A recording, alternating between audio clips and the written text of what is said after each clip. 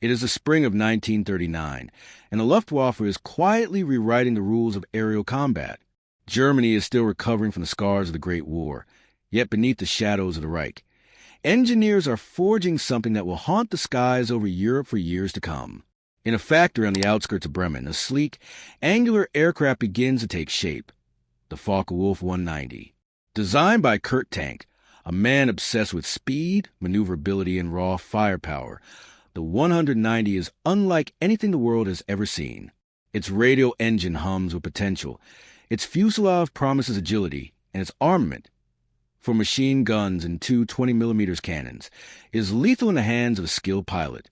The Luftwaffe needed a fighter that could dominate the skies, and the 190 was the answer. Unlike the Messerschmitt Bf 109, which relied on high-altitude performance, the FW-190 was a low to medium-altitude predator, built to strike hard and fast, outmaneuvering British fighters and outgunning them at every turn.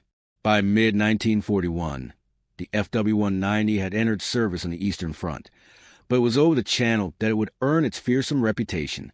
RAF pilots patrolling the skies above France began to report encounters with a new kind of enemy, aggressive, fast, and deadly accurate. Some spoke of a wolf in the sky, a fighter that could climb, dive, and turn faster than any Spitfire or Hurricane. Others whispered about its terrifying firepower, capable of obliterating bombers in seconds. The first British encounters were terrifyingly brief. RAF squadrons would spot the aircraft, attempt to engage, and then watch as the FW-190 vanished with startling speed, leaving burning wreckage behind. Pilots began to describe it as a flying tank, an aircraft that could absorb punishment while delivering destruction. Inside the cockpits of the RAF, a sense of dread grew. Reports were filed with increasing urgency. Pilots needed better tactics, better planes, and better training if they would survive against this aerial predator. The FW-190 was not just another fighter. It was a psychological weapon designed to dominate, to intimidate, and to kill with terrifying efficiency. At the same time, the men flying these machines, German pilots of the Luftwaffe, felt a surge of confidence. The FW-190 gave them an edge. They could now challenge the skies over Western Europe with a fighter that combined speed, firepower, and maneuverability in a way that left the Allies scrambling. By the end of 1941, stories of the FW-190 spread across the Channel. RAF commanders convened urgent meetings. Engineers rushed to develop modifications to the Spitfire, try to match the new threat. And every day, as British pilots scrambled to intercept incoming raids, the shadow of the Focke-Wulf 190 loomed larger over the skies of Europe. The first encounters were deadly. Spitfires trying to engage the aircraft at low altitudes often found themselves outclassed. The FW-190 could dive faster, turn tighter, and unleash a barrage of shells that left little room for survival. RAF pilots would later describe seeing a flash of silver, a roar, and then the violent end of a wingman seconds later. Yet, as terrifying as the FW-190 was, it was not invincible. Skilled RAF pilots eventually began to understand its strengths and weaknesses. They discovered that at higher altitudes, the FW-190's radial engine underperformed, giving the Spitfire a chance to climb and gain an advantage. Tactics evolved. Dogfights became a deadly chess game, where each side tested the limits of their aircraft and the nerves of their pilots. By 1942, the FW-190 was no longer secret. Its reputation had spread across Europe. The name alone could strike fear into inexperienced pilots. Stories of entire squadrons being decimated, of bombers destroyed before they could reach their targets, became common in RAF intelligence reports. And yet, the aircraft was not merely a tool of fear. It was a masterpiece of engineering, the culmination of years of German design philosophy, emphasizing power, precision, and speed. For the British, facing the FW-190 was a trial by fire. Training manuals were rewritten, aerial tactics refined, and every sortie into occupied France carried with it the anxiety of encountering the Luftwaffe's deadliest weapon. Pilots learned to respect it, to fear it, and to adapt to it. By the end of 1942, the FW-190 had not only changed the air war over Western Europe, it had shifted the balance of fear. The RAF had encountered many formidable aircraft during the war, but few had the ability to terrify, dominate, and inspired dread as effectively as the Focke-Wulf 190. And in the skies, above the fields of France and the coast of England, the battle between the Spitfire and the FW-190 became legendary, a contest of skill, courage, and machines unlike anything the world had ever witnessed. The FW-190 was not just a fighter. It was a statement, a warning, a harbinger of death for those who dared cross its path. It was the early months of 1942, and the RAF was struggling to maintain air superiority over the skies of occupied Europe. Pilots who had faced the Messerschmitt Bf 109 for years thought they knew what to expect. They believed in their Spitfires, their Hurricanes, and their training. But then came reports, alarming, almost unbelievable, of a new Luftwaffe fighter that outperformed everything they had faced before. Wing Commander John Jack Fraser had flown hundreds of sorties over France. He was no stranger to the chaos of dogfights. Yet, when his squadron first encountered the Focke-Wulf 190 over the French coast, he later recalled it as like meeting death in a silver suit. The day began with a reconnaissance flight over northern France. RAF pilots spotted a formation of enemy aircraft approaching. At first glance, they were familiar.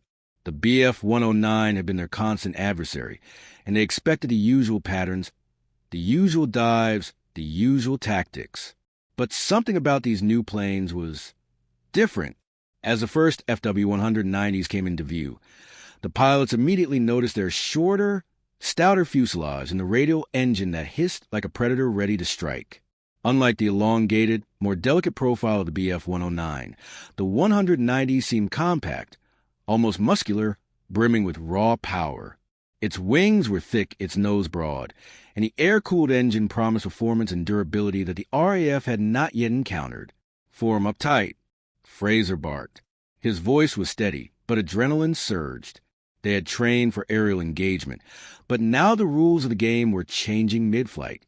The FW-190 pilots, veterans of the Luftwaffe, were already calculating. Every angle, every dive, every roll was pre-planned. Their aircraft were armed with four 7.92mm MG-17 machine guns and two 20mm MG-151 cannons, a combination that could shred both fighters and bombers. Their target, the British squadron now moving into position, unaware that their enemy had both speed and surprise. The first engagement was brutal. One Spitfire attempted to climb for advantage, but the FW-190 effortlessly matched its maneuvers and then dived past with astonishing acceleration, positioning itself behind the British plane. A burst of cannon fire, and the Spitfire began to trail smoke. Another followed. The 190 pilots seemed to move as a single unit, precise and ruthless, their machines responding to their will with almost animalistic speed. From Fraser's cockpit, the encounter was surreal. Time slowed. Flashes of enemy fire, silver wings, and the roar of engines blended into a chaotic symphony.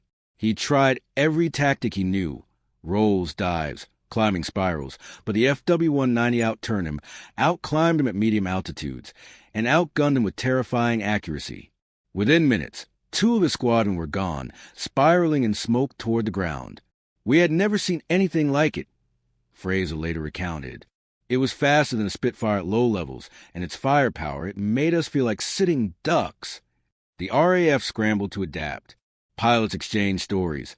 Briefings were rewritten, and engineers pushed the Spitfire MKV to its limits.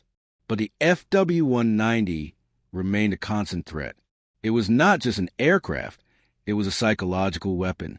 Even the sight of its radial engine and stubby fuselage over the horizon could instill fear in the heart of experienced pilots. Meanwhile, Luftwaffe pilots relished a new advantage. Oberleutnant Hans Blitz Richter, a seasoned FW-190 ace, described flying over the channel as like hunting foxes in the twilight. The enemy didn't even know we were there until it was too late. For him and his comrades, the FW-190 was the perfect combination of agility, speed, and firepower, giving them the upper hand in nearly every encounter. The FW-190's design was a revelation. Its radial engine was not only powerful, but also more resilient to damage than the liquid-cooled engines of its predecessors. A Spitfire could go down from a few hits. A 190 could absorb multiple rounds and keep fighting. This durability meant that Luftwaffe pilots could engage in aggressive maneuvers with less fear of immediate mechanical failure. In dogfights, this translated into a higher survival rate and more terror for their adversaries. RAF tactics evolved, but slowly.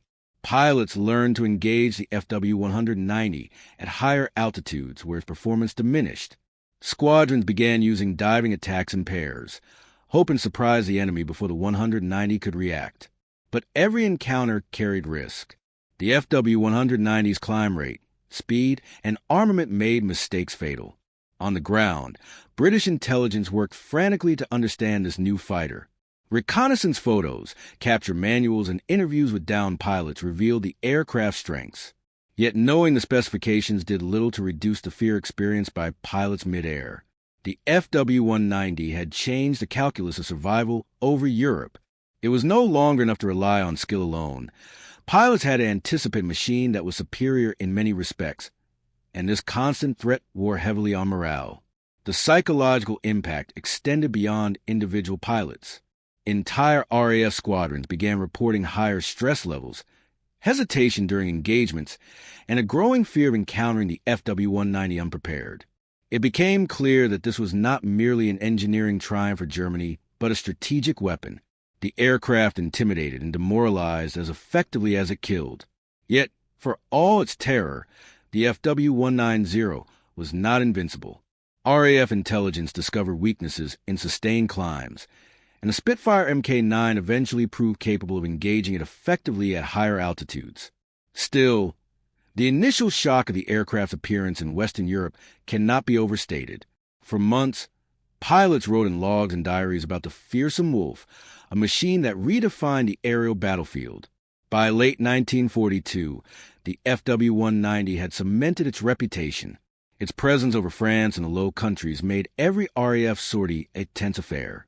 Spitfire and Hurricane pilots, once confident in their superiority, now approach engagements with calculated caution, aware that a single misjudgment could mean death. Air combat reports repeatedly emphasize one phrase: the 190 is fast, heavily armed, and nearly impossible to outturn at low to medium altitudes. For the Luftwaffe, it was a triumph. For the RAF, it was a wake-up call. The war in the skies over Europe had changed. Dogfights were no longer a matter of bravery alone. They were a battle of machine against machine, skill against engineering, and courage against fear. The FW-190 had arrived, and it was a predator at the top of the aerial food chain. By the summer of 1942, the skies over southern England had become a new hunting ground for the Focke-Wulf 190. The Luftwaffe, emboldened by early successes over France, had begun launching raids aimed at disrupting RAF airfields, supply depots, and radar stations along the coast. The RAF had learned to fear the FW-190 not only for its raw speed and firepower, but for its ability to strike with terrifying precision and vanish before reinforcements could arrive. On the morning of July 15th, a squadron of Spitfires scrambled from RAF Tangmere, chasing radar-reported incoming Luftwaffe fighters. Among them was Flight Lieutenant Alan Hughes, a veteran with over 200 sorties. He had faced Messerschmitts countless times, but today would be different. Today, the FW-190 was waiting. The British pilots climbed into a cloudless sky, engines roaring, fingers tight on throttles. Their radar-guided reports indicated large numbers of FW-190s escorting bombers, and every pilot knew what this meant: a fight where the odds were no longer even. As they crested the English Channel, the first silhouettes appeared. Silver wings glinting in the sun, radial engines roaring, the FW-190s dropped from the clouds like birds of prey. Their speed immediately outclassed the Spitfires in level flight. The British formation attempted to climb and gain altitude, but the 190s matched every maneuver. Hughes recalled the moment in his diary. They came at us like wolves. One moment the sky was clear, and the next, the world was filled with silver and fire. I fired my guns, but it felt like shooting at ghosts.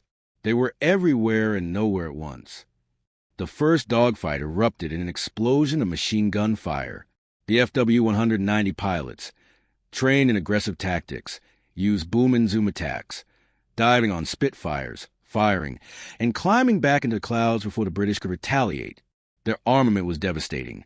The 20mm cannons could tear through a Spitfire's fuselage in seconds, leaving little room for survival. RAF squadrons soon realized that the 190s were not only fast, but extremely maneuverable at medium altitudes. They could roll, dive, and turn tighter than the Spitfire in many situations. Every pilot had to think 3 moves ahead, or they risked being cut down instantly. Casualties mounted as the Luftwaffe perfected its hit-and-run tactics. On the ground, the consequences were equally stark. Airfields were under constant threat, and mechanics worked tirelessly to repair damaged aircraft between waves. Radar operators tracked the incoming FW-190 formations with growing dread, knowing that each contact could bring death for the pilots above. Amid the chaos, individual heroics shone through. Flight Sergeant Tom Whitaker, flying a Spitfire MKV, engaged an FW-190 alone after his formation was scattered. He dodged a hail of cannon fire, twisting and turning as a German pilot pursued relentlessly. In a desperate maneuver, Whitaker dived toward a cloud bank, using the Spitfire's superior climb at altitude to break contact. He returned to base exhausted but alive, a rare victory in a day dominated by fear. But not all were so fortunate. Across southern England, reports came in of pilots shot down over fields and beaches, parachutes trailing smoke. The FW-190's reputation as a flying tank was cemented in the minds of every RAF officer. It was a machine designed to intimidate, demoralize, and destroy with unrelenting efficiency. The Luftwaffe's strategy relied on psychological dominance as much as physical superiority. Pilots of the FW-190 were often instructed to engage quickly, strike decisively, and vanish before reinforcements could respond. For the RAF, this created a constant sense of tension, a knowledge that every sortie could be their last.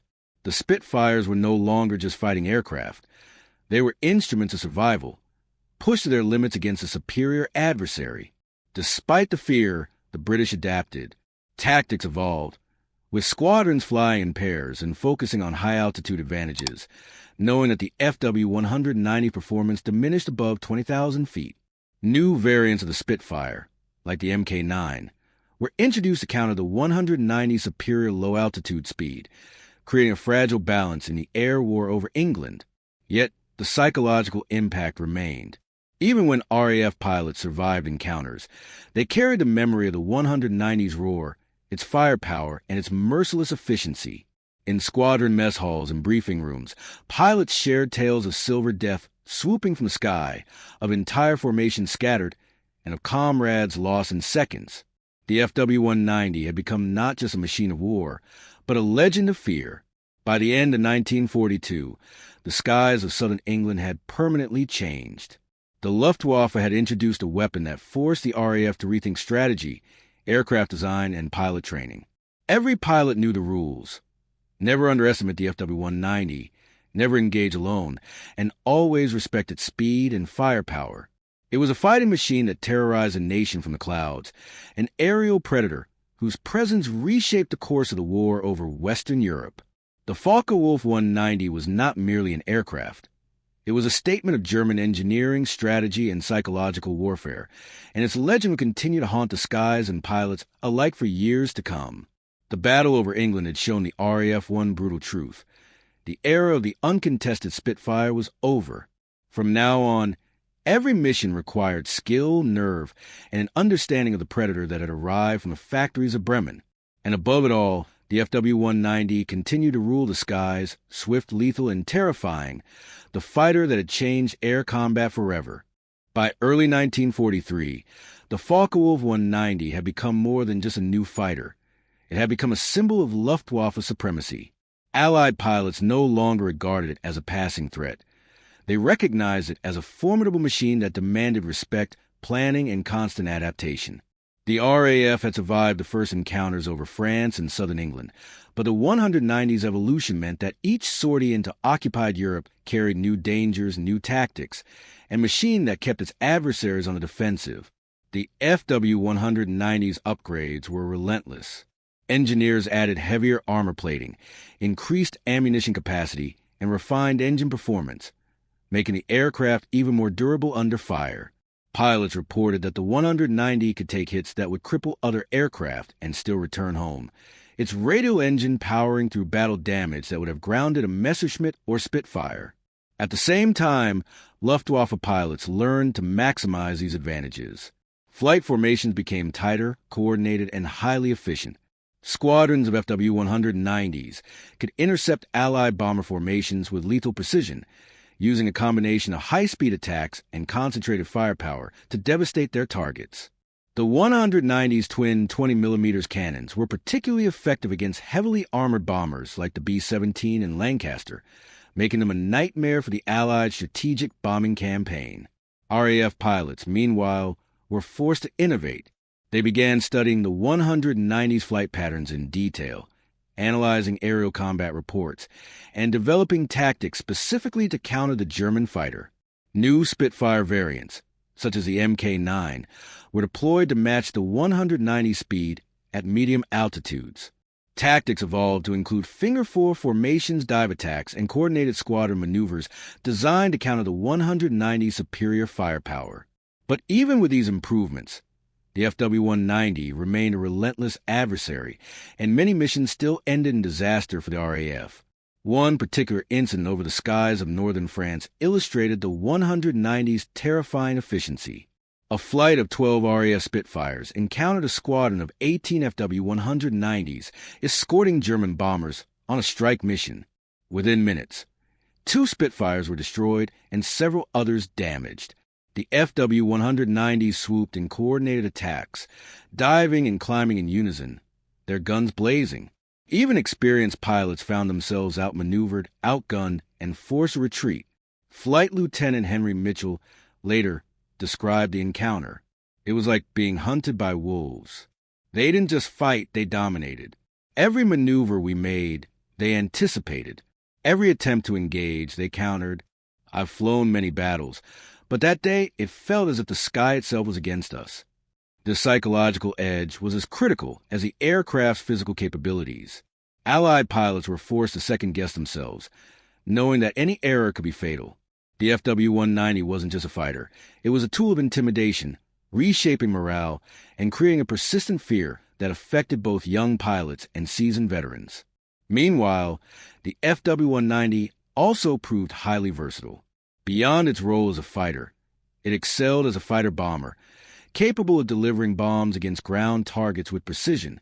This dual capability allowed the Luftwaffe to deploy the aircraft in multiple roles, stretching Allied defenses and increasing the overall impact of each mission. Its versatility added another layer to its menace, as pilots and ground commanders had to plan for both air-to-air combat and sudden ground strikes, complicating Allied strategy. In response to these challenges, RAF intelligence ramped up reconnaissance missions, attempting to gather data on FW-190 capabilities. Captured aircraft, when possible, were thoroughly examined, revealing weaknesses such as reduced high-altitude performance and limited range. But despite these findings, the 190's overall advantage, speed, maneuverability, firepower, and durability, remained significant, and the Luftwaffe continued to dominate air engagements, particularly over occupied Europe. The evolution of the FW-190 also forced strategic changes. Bomber missions over France and Germany were now planned with the 190's presence in mind. Squadrons flew higher, formations tightened, and fighter escorts became standard. Pilots trained extensively for encounters, and tactics constantly adapted. Yet, even with preparation, the threat of the FW-190 remained ever-present, and casualties mounted as the RAF struggled to find solutions. One remarkable story from the period involves squadron leader Robert Bob Harris, who engaged a formation of FW-190s while leading a bomber escort mission.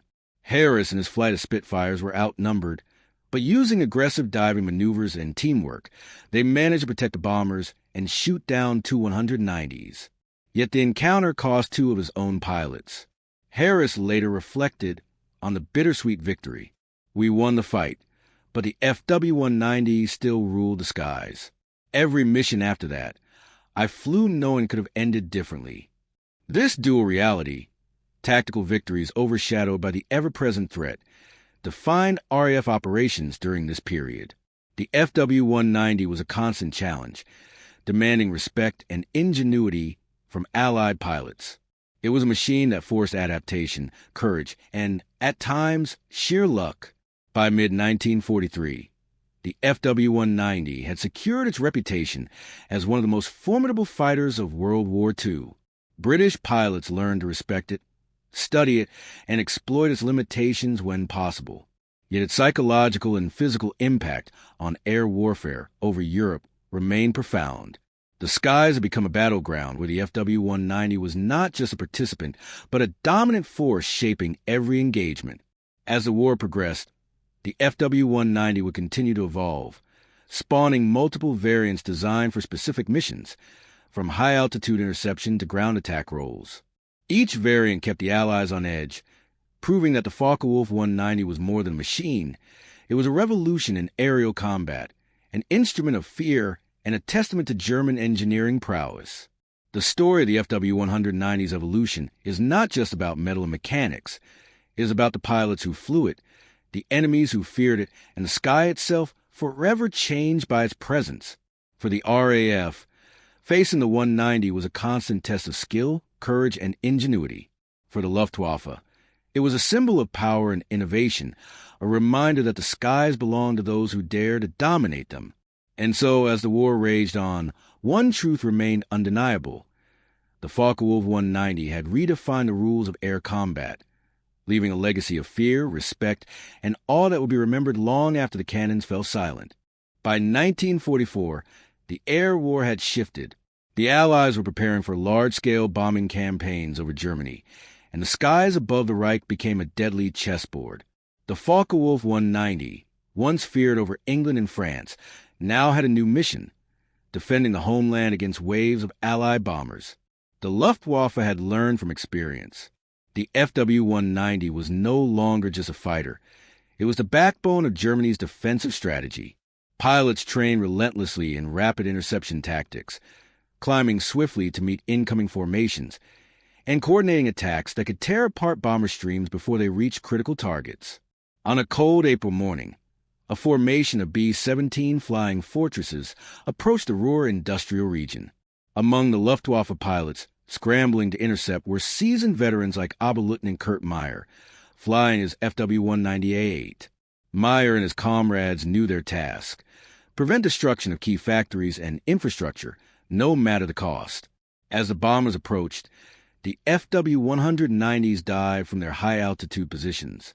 The 190's speed and heavy armament made it the perfect platform for Sturmgruppen attacks, where formations of heavily armed fighters would fly straight into bomber formations, accepting heavy return fire to inflict maximum damage. Each burst of the 20mm cannons could ignite fuel tanks, destroy engines, or decimate the fuselage. For the bomber crews, the FW-190 was an embodiment of terror, a silver missile that struck from above or the sides with lethal precision. The initial engagement was catastrophic. Several B-17s were hit in rapid succession, their fuselages erupting into fireballs mid-air. Gunners fired desperately, but the 190s were relentless, swooping, rolling, and maintaining perfect firing angles. Allied bomber crews soon realized that their heavy defensive firepower was insufficient against such coordinated attacks. Flight Officer James Jim Parker, a B-17 pilot, recounted the terrifying experience. It felt like the sky itself had turned against us. We could see the 190s coming, and even with all our guns blazing, there was no stopping them. Men were burning. Planes were falling. Everything became chaos in an instant. The Luftwaffe's strategy was simple yet brutal. Overwhelm the bombers before they could release their payloads. And the FW-190, with its superior low to medium altitude performance, was perfectly suited for this task. Its radial engine could absorb minor damage while continuing to perform complex maneuvers. Its speed allowed pilots to approach and disengage at will, making sustained attacks feasible without excessive risk of counterfire. RAF and USAF intelligence noted the devastating impact of these operations. Reports emphasized the need for better escort fighters, heavier defensive armament, and revised tactics. Spitfires, P-51 Mustangs, and P-51 38 Lightnings were deployed to escort bombers deep into German territory, attempting to counter the 190's dominance. But even these advanced fighters struggled to match the FW-190 in the diving, turning, and high-speed interception roles. One notable incident involved a squadron of P-51s attempting to protect a formation of bombers over Berlin. The Luftwaffe's FW-190s appeared in coordinated waves. The dogfight was intense, with aircraft diving, rolling, and exchanging fire in a chaotic ballet of death. Despite valiant efforts, several bombers were destroyed, and the 190 pilots returned largely unscathed, showcasing the machine's durability and effectiveness in defensive operations. The psychological effect of these engagements was profound. Allied bomber crews feared the 190 as much as the flak from the ground. The aircraft's presence forced adjustments in altitude, formation spacing, and mission timing. Every pilot knew that encountering a FW-190 meant instant danger, a fight where survival depended on skill, teamwork, and sometimes sheer luck. For Luftwaffe pilots, the FW-190 provided confidence. Veterans like Meyer took pride in their aircraft, praising its reliability, firepower, and adaptability. Unlike earlier fighters, which struggled under sustained combat conditions, the 190 allowed pilots to push the limits of their tactics. Aggressive maneuvers, high-speed attacks, and coordinated strikes were possible without fear of mechanical failure. The machine and pilot became a seamless unit of deadly efficiency. However, the tide of the war was slowly shifting. Allied air forces were growing in size and sophistication. Escort fighters became more numerous and capable, and bombing campaigns more strategic. While the FW-190 continued to inflict heavy losses, it could not prevent the relentless advance of Allied air power. Losses among Luftwaffe pilots increased, and the skies above Germany became a place of attrition, where skill, courage, and machine performance were constantly tested. Despite these challenges, the FW-190's legacy in the defense of the Reich was undeniable. It delayed Allied operations, inflicted severe damage on bombers, and forced the Allies to innovate. Its combination of firepower, speed, and psychological impact made it the most feared Luftwaffe fighter of the late war years. Pilots who faced it never forgot its presence, and tales of its capabilities spread across Allied air forces. By the end of 1944, the Focke-Wulf 190 had secured its reputation as a master of defensive air combat, capable of taking the fight to any Allied aircraft that dared enter German airspace. It had evolved from a terrifying newcomer over France to a dominant force defending the homeland, shaping strategies, tactics, and the morale of pilots on both sides. In the final months of the war, the FW-190 would continue to fight valiantly, a testament to German engineering and tactical ingenuity. Even as the Reich faced overwhelming odds, the aircraft remained a symbol of fear, skill, and unmatched aerial power, the fighter that had truly terrified the RAF and USAF alike. The Focke-Wulf 190 was more than a machine. It was a masterpiece of war, a predator in the sky, and a legend of aerial combat, remembered for the havoc it wreaked and the respect it commanded from friend and foe alike. As 1945 approached, the war in Europe had entered its final, desperate stages. The Allies were pushing into Germany from all sides, and the skies were crowded with bomber formations, escort fighters, and Luftwaffe interceptors. The Focke-Wulf 190, once the uncontested terror over England and France, now faced overwhelming numbers, dwindling fuel, and a shortage of experienced pilots. Yet even in these dire circumstances, the 190 continued to demonstrate its engineering brilliance and combat effectiveness. The FW-190 had evolved into multiple variants by this stage of the war. The A-Series had become the backbone of defensive fighter units, the F and G-Series adapted for fighter-bomber and ground attack roles, and the D-Series long-nose variants were introduced to compete at higher altitudes. Each model carried a legacy of speed, durability, and firepower, and every variant struck fear into Allied aircrews.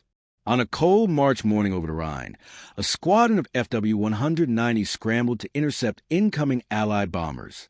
Pilots like Lieutenant Wilhelm Willy Bauer knew that the missions were increasingly dangerous, yet they also recognized the unmatched capabilities of their aircraft. The 190's radial engine could absorb enemy fire, its wings supported heavy armament, and its agility allowed pilots to execute complex maneuvers even under intense pressure. In the ensuing dogfight, FW-190s engaged fortress like B-17s and heavily escorted P-51s. The 190s would dive in tight formations, unleash their 20mm cannon fire, and use their superior low to medium-altitude maneuverability to evade retaliation. Despite the numerical superiority of the Allies, the FW-190 inflicted serious losses. Allied pilots came to respect it not only as a machine, but as a disciplined and dangerous instrument of war.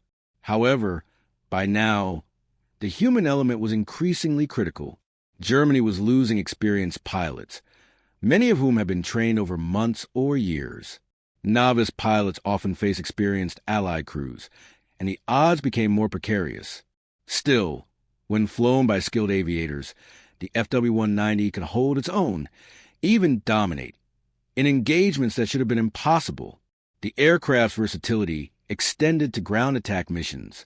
As Allied tanks and troops advanced across Europe, FW-190s equipped for strike operations used their bombs and cannons to harass advancing columns, destroy supply lines, and slow the Allied push.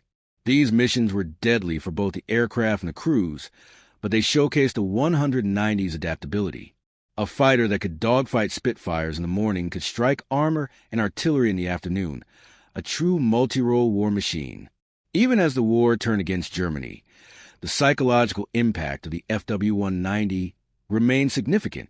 Allied pilots and intelligence officers wrote extensively about the Silver Wolf, a fighter that could appear seemingly from nowhere, strike with lethal precision, and vanish before effective retaliation. Its reputation endured despite the Luftwaffe's declining fortunes. The FW-190 had created a lasting fear factor, which, combined with its technical strengths, ensured its place in aviation history. The legacy of the FW-190 was not confined to its wartime exploits. Post-war, surviving aircraft were studied by Allied engineers in the United States, the United Kingdom, and the Soviet Union. Its design influenced fighter development, particularly in understanding radial engine performance, aircraft agility, and multi-role versatility. The 190 demonstrated how careful engineering could create a fighter that was both durable and aggressive, lessons that informed Cold War aircraft design. Pilots who survived encounters with the FW-190 carried its legacy in their memories. RAF veterans recounted the terror and respect inspired by its speed and firepower. Allied bomber crews described the panic-inducing approach of a 190 formation. Luftwaffe veterans praised its reliability, maneuverability, and ability to perform under extreme conditions. Across Europe, the Focke-Wulf 190 had earned a fearsome reputation that transcended the war itself. Today, restored FW-190s sit in museums and air shows around the world. Their radial engines roar, reminding modern audiences of the fighter that once dominated the skies over Europe. The aircraft is a testament to the ingenuity of German engineering and the bravery and terror experienced by pilots on both sides of the conflict. In retrospect, the Focke-Wulf 190's impact is clear. It was a game-changer in aerial combat, forcing the RAF and USAF to rethink strategies, develop better aircraft, and train pilots to survive against a superior opponent. Its presence influenced the design of the Spitfire Mk9, the Mustang, and other advanced fighters, while versatility set a standard for multi-role combat aircraft in the future. The story of the FW-190 is one of engineering brilliance, tactical innovation, and psychological warfare. It terrified the RAF, challenged the Allies, and earned its place among the most iconic fighters of World War II. It was a machine built for dominance, and for a time, it achieved in the skies over Europe. Even as the war drew to a close, the FW-190 remained a symbol, a reminder of how technology, skill, and daring could create an aircraft that was not just a weapon, but a legend. It had earned its place in history, not merely by shooting down enemy planes, but by redefining the art of aerial combat, leaving a legacy that would influence fighter design and military aviation for decades to come. The Focke-Wulf 190 had arrived as a terror over Europe, and even in its twilight, its shadow continued to loom. It was a fighter that terrified the RAF, challenged the Allies, and earned its name in the annals of history. A predator, a masterpiece, and a legend in the skies.